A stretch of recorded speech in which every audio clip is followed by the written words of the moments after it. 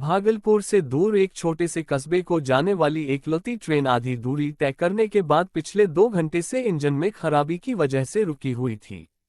शहर से दूसरा इंजन आने का इंतजार करने के अलावा कोई चारा नहीं था। खून जमा देने वाली सर्दी पड़ रही थी। इंस्पेक्टर आनंद का विवाह 5 वर्ष पहले हुआ था। उनकी एक बेटी है जो अब 2 साल की थी और कंबल में लिपटी इस वक्त शीतल की गोद में बड़े आराम से सो रही थी। 1 महीने शहर में अपनी मां के पास रहने के बाद शीतल आज दोपहर ही कस्बे के लिए रवाना हुई थी। उसने फोन से अपने आने की सूचना आनंद को दे दी थी। शीतल को मालूम था कि आनंद उससे और अपनी बेटी को बहुत प्यार करता है। आनंद ने उससे पहली बार उसे एक होली मिलन समारोह में देखा था और मम्मी ने न जाने आनंद में ऐसा क्या देखा था कि उन्होंने उससे पूछना भी जरूरी नहीं समझा और शादी के लिए हाँ कर दी। शीतल ने भी अपनी इच्छाओं के विपरीत मम्मी की हाँ को अपनी पसंद बना लिया, क्योंकि वह मम्मी को हमेशा खुश देखना चाहती थी। आनंद की पत्नी बनने से पहले शीतल के दिमाग में पल भर के लिए गौतम का विचार आया था। साधारण घर का गौतम भले ही एक छोटे से जनरल स्टोर पर सेल्समैन की नौकरी करता था, लेकिन उसके कदमों में सारे संसार की खुशियां डाल देना चाहती थी। शीतल भले ही गौतम से प्रेम करती थी, लेकिन मां की वजह से उसने गौतम का मुंह छोड़ दिया था। यहां तक कि उसे अपने विवाह की खबर तक भी नहीं दी थी। धीरे धीरे आनंद जैसे उसका वजूद बन गया। अब उसके सामने गौतम की नहीं बल्कि टूटकर प्यार करने वाले पति की तस्वीर थी। शीतल ने आनंद को दिल से कबूल किया। शहर से कस्बे में जाने की वजह इंस्पेक्टर आनंद का तबादला था। कस्बे में उसका तबादला वहां बढ़ते हुए अपराधों और इंस्पेक्टर आनंद के अच्छे रिकॉर्ड की वजह से हुआ था। शीतल ने पिछला जो 1 महीना शहर में अपनी मां के पास गुजारा था, काफी हद तक उसकी वजह भी कस्बे में होने वाली आपराधिक गतिविधियां और इंस्पेक्टर आनंद की बढ़ी हुई जिम्मेदारी थी। गाड़ी अभी भी अपनी जगह जमी खड़ी थी। अचानक छोटी नींद से जागकर रोने लगी। छोटी को चुप कराने की सारी कोशिशों में नाकाम होने के बाद शीतल ने कुछ सोचकर उसे अच्छी तरह कंबल में लपेटते हुए खिड़की का शीशा उठा दिया। इसके साथ ही डिब्बे में सर्दी की एक लहर दाखिल हुई। शीतल ने दूर खड़े एक आदमी को बुलाने के लिए हाथ से इशारा किया। वह आदमी काफी देर तक शीतल के इशारे का मतलब नहीं समझ पाया और अपनी जगह खड़ा रहा। फिर ओवरकोट का कॉलर ठीक करके दोनों हाथों को आपस में रगड़ते हुए छोटे छोटे कदमों से शीतल की ओर बढ़ा। वह पास आया तो अचानक ठंडे वातावरण में गर्मी आ गई। वह गौतम था। उसे देख शीतल जहां हक्की बक्की सी रह गई थी, वहीं गौतम की हालत भी किसी गूंगे जैसी हो गई। जब शहर से आया हुआ दूसरा इंजन ट्रेन को लेकर रवाना हुआ तो शीतल के डिब्बे में बिल्कुल खामोशी छाई थी। इस खामोशी में 4 आंखें लगातार एक दूसरे को घूरे जा रही थीं। ये आंखें थी शीतल और गौतम की थी। दूध पीने के बाद छोटी सो गई थी। उसके लिए दूध का इंतजाम गौतम ने किया था। वह ट्रेन के दूसरे डिब्बे से छोटी के लिए केवल दूध ही नहीं, बल्कि शीतल के लिए भी खाने पीने की कुछ चीजें ले आया था। शीतल कैसी हो तुम? गौतम ने पूछा तो शीतल ने जवाब में उसे पिछले 5 सालों की पूरी कहानी सुना दी। उसकी कहानी सुनते वक्त गौतम सिर झुकाए बैठा रहा। शीतल खामोश हुई तो गौतम ने उदास और भीगी आंखें उठाते हुए कहा, मैंने बहुत इंतजार किया, बहुत तलाश किया, लेकिन तुमने कभी अपने घर का पता बताने की जरूरत ही नहीं समझी। ऐसे में मैं कितने घरों के दरवाजे खटखटाता। मैंने तो बस तुम्हारे इंतजार को ही अपनी जिंदगी बना लिया।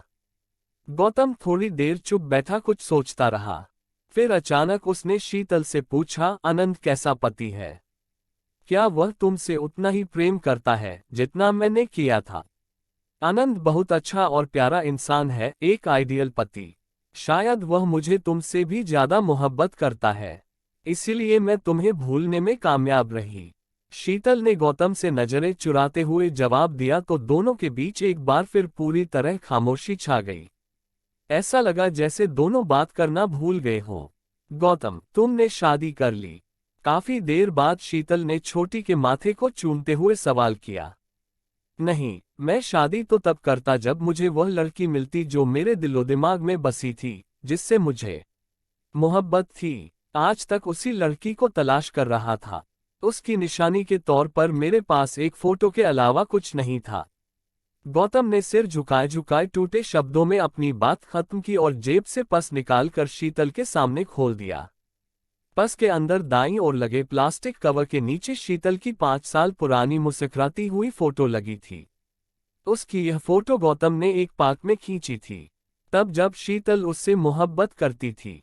लेकिन अब शीतल उस वक्त की शीतल राज नहीं, बल्कि अनंत की पत्नी थी, एक बेटी की माँ, एक घर की मालकिन। यह फोटो तुमने अब तक संभाल कर रख रखी है? शीतल ने प्रश्न किया तो गौतम ने भरे मन से जवाब में कहा, सिर्फ फोटो ही नहीं, मैंने अपनी मोहब्बत को भी बचा कर रखा है। लेकिन अब दिल टूटने का वक्त आ गया है। गौतम ने आंखों में उतर आए आंसुओं को छिपाते हुए खिड़की का शीशा उठा दिया। ठंडी हवा का एक तेज झोंका डिब्बे में दाखिल हुआ, जिससे शीतल कपकपा कर रह गई। इसे बंद कर दो प्लीज, ठंड बहुत है, मेरी बेटी बीमार हो जाएगी, शीतल ने कहा तो गौतम का हाथ हिला और झटके के साथ शीशा दोबारा खिड़की पर आ गिरा। तभी शीतल ने देखा कि गौतम की अंगुली से खून बह रहा है। उसकी अंगुली फेरम के नीचे आ गई थी। लो, इसे जख्म पर बांध लो, शीतल ने अपना रुमाल गौतम की ओर बढ़ाते हुए कहा। गौतम ने रुमाल जख्म पर बांधने के बजाय अपनी जेब में रख लिया और फिर अपने लाल और गर्म खून से डिब्बे की दीवार पर जगह जगह शीतल लिखते हुए बोला, मैंने तुम्हारे साथ जिंदगी गुजारने के बहुत से ख्वाब देखे थे, लेकिन इन ख्वाबों की ताबीर के बीच मेरी हैसियत आ रही थी। मैंने यह सोचकर बहुत कुछ हासिल किया कि तुम मुझे मिलोगी, लेकिन तुम नहीं मिली। तुम्हारे बिना सब कुछ बेकार है शीतल। जब जिंदगी ने तुम्हें सब कुछ दे ही दिया है तो फिर खुशियों से मुंह क्यों मोड़ रहे हो? तुम्हें मुझसे अच्छी हजारों लड़कियां मिल जाएंगी। शादी कर लो गौतम और खुश रहो, शीतल ने गौतम की बात काटते हुए सलाह दी। डिब्बे में एक बार फिर खामोशी छा गई। इस खामोशी को छोटी की आवाज ने तोड़ा। वह एक बार फिर जाग गई थी। छोटी को गोद में उठाकर गौतम बहुत देर तक प्यार करता रहा। फिर शीतल को उसकी बेटी वापस करते हुए बोला, मुझे तुमसे मोहब्बत थी, है और रहेगी। मैं तुम्हारी बेटी से भी मोहब्बत करने लगा हूं और शायद अनंत से भी। मेरा ख्याल है हमें जिससे मोहब्बत हो उससे जुड़ी हर चीज, हर व्यक्ति से मोहब्बत करनी चाहिए। क्या तुम एक बार मुझे अपने माथे पर चुंबन लेने की इजाजत दोगी? शीतल ने आंखें बंद करके गर्दन झुका दी तो गौतम माथे का चुंबन लेकर छोटी को प्यार करने लगा, जबकि शीतल अपनी आंखों में उतर आए आंसुओं को पीने की कोशिश कर रही थी। ट्रेन धीमी होने लगी थी, स्टेशन आने वाला था, तभी गौतम झटके से डिब्बे के बाहर चला गया। स्टेशन पर इंस्पेक्टर आनंद बेचैनी से शीतल का इंतजार कर रहा था। वह जैसे ही ट्रेन से उतरी, आनंद ने आगे बढ़कर उसका हाथ थाम लिया। वह बेटी के सिर पर हाथ फिराते हुए बोला, जाने मन, मैं तुम्हारे और छोटी के लिए बहुत चिंतित था। बताओ, यात्रा कैसी रही? आनंद के सवाल पर शीतल अचानक सिसकियां लेकर रोने लगी। आनंद ने उसे बड़े प्यार से चुप कराया। वह यही समझ रहा था कि उसकी आंखों में महीने भर विछोह का गम सिमटा हुआ है, जो आंसू बनकर बह रहा है। वह पत्नी और बेटी को घर ले आया। आनंद सुबह से इमरजेंसी ड्यूटी पर गया हुआ था और रात के 12 बजे तक नहीं लौटा था। उसकी गैर मौजूदगी में शीतल पूरे समय गौतम के बारे में सोचती रही, जो उसके साथ ही कस्बे तक आया था। उसे यह डर सता रहा था कि अगर अनंत को गौतम के बारे में पता चल गया तो कहीं कोई ऊंच नीच वाली बात न हो जाए।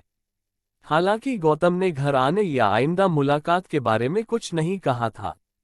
वह तो शीतल का माथा चूमने के बाद देर तक खामोशी से बैठा छोटी को प्यार करता रहा।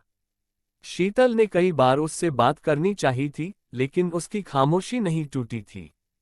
जब ट्रेन कस्बे के स्टेशन वाले प्लेटफॉर्म में दाखिल हुई थी तो उसने ट्रेन के रुकने से पहले ही हमेशा खुश रहने की दुआ देते हुए छलांग लगा दी थी। हालांकि बात वहीं खत्म हो गई थी, लेकिन शीतल तरह तरह के अंदेशों से घिरी आनंद का इंतजार कर रही थी। कालबेल की आवाज सुनकर शीतल हड़बड़ाकर उठ बैठी। लाइट जलाकर देखा तो घड़ी रात के 1:30 बजा रही थी। वह दरवाजे पर पहुंची, आने वाला आनंद ही था। आनंद ने अंदर दाखिल होते ही शीतल को हाथों में उठा लिया और फिर सारे कमरे में ठहाकों के साथ चक्कर लगाने के बाद उसे जमीन पर उतारते हुए बोला, आज मैं बहुत खुश हूं शीतल। प्रमोशन हो गया क्या? शीतल ने मुस्कुराते हुए पूछा। वह जानती थी आनंद को काफी दिनों से प्रमोशन का इंतजार था। प्रमोशन हुआ नहीं, आज एक बहुत पुराना दुश्मन हाथ आ गया। बहुत खतरनाक बदमाश था। इससे पहले भी उसे मैंने ही गिरफ्तार किया था, लेकिन वह पुलिस की हिरासत से फरार हो गया था। बड़े बड़े ऑफिसर उससे डरते थे। फरार होने के बाद उसने मुझे एक खत लिखा था, जिसमें उसने धमकी दी थी कि वह मेरे पूरे परिवार की हत्या कर देगा। इसीलिए मैंने तुम्हें तुम्हारी माँ के पास शहर भेज दिया था। तुम वापस आ गई तो मैं बहुत परेशान था। मुझे अपनी जान की परवाह नहीं थी। चिंता सिर्फ तुम्हारी और छोटी की थी। तुम दोनों मुझे अपनी जिंदगी से ज्यादा अजीज हो। आनंद छोटी को प्यार से चूमने के बाद शरारत वाले अंदाज में शीतल की ओर बढ़ा, लेकिन वह हंसते हुए दूर हो गई। मेरा नाइट सूट लाओ, मैं सोने से पहले नहाना चाहता हूँ। बहुत थक गया हूँ। आनंद ने अंगड़ाई लेते हुए गर्दन को झटका देकर कहा। के अभी लाए। शीतल मुस्कुराती हुई अंदर अलमारी की तरफ जाने लगी। सुनो। आनंद की आवाज पर शीतल के उठे हुए कदम रुक गए। पहले पूरी बात तो सुन लो। आज उस खतरनाक बदमाश से सामना हो गया। मेरा ख्याल था पहले की तरह एक बार फिर उससे सख्त मुकाबला होगा। पहले भी मैंने उसे अपनी जान खतरे में डालकर कई साथियों की मदद से पकड़ा था, लेकिन आज वह मेरी गोली का निशाना बनकर गिरा और मर गया। अगर न मरता तो शायद हम तीनों को मार देता, या फिर मुझे सारी जिंदगी तड़पने के लिए छोड़कर तुम्हें और छोटी को मार डालता। कमाल का निशानेबाज था, आवाज पर गोली चलाना जानता था, लेकिन आज उसकी मौत आ गई थी, इसलिए पिस्तौल भी इस्तेमाल नहीं कर सका। गोलियों से भरी पिस्तौल उसकी जेब में ही रह गई। अगर उससे मुकाबले में तुम्हें कुछ हो जाता तो मैं भी मर जाती। शीतल ने रोते हुए कहा। अरे पागल, मुझे क्या होना था? अगर तुम्हें कुछ हो जाता तो मैं क्या करता? वह तो तुम्हें मारना चाहता था। हमारे पुलिस रिकॉर्ड के हिसाब से वह खतरनाक अपराधी था। हर काम पूरी योजना बनाकर करता था। तुम्हारी हत्या की योजना भी लेकर आया था, सारी जानकारी के साथ। हैरत तो यह है कि उस बदमाश ने तुम्हारी एक पुरानी फोटो भी कहीं से प्राप्त कर ली थी। उसकी कमीज की जेब से खून से सने एक लेडीज रुमाल में लिपटी यह फोटो मिली है, यह देखो। खून से सनी उस फोटो में शीतल एक पार्क के किसी कोने में खड़ी मुस्कुरा रही थी। फोटो देखकर शीतल एक बार फिर सिसकियों के साथ रोने लगी। उसकी वह फोटो उसी रुमाल में लिपटी थी, जो उसने गौतम को ट्रेन में हाथ पर बांधने के लिए दी थी। आनंद समझ नहीं सका कि शीतल की आंखों में खुशी की वजह से आंसू आए हैं या किसी और वजह से। पति की जिंदगी के लिए या अपनी जिंदगी के लिए, क्योंकि आंसुओं का न तो कोई रंग होता है और न फितरत। दोस्तों, ये कहानी आपको अगर अच्छी लगी हो और हमारे चैनल पर पहली बार आए हैं तो सब्सक्राइब कर बेल आइकन जरूर दबाएं, ताकि हमारे नए वीडियो का सूचना आपको तुरंत मिलती रहे। धन्यवाद।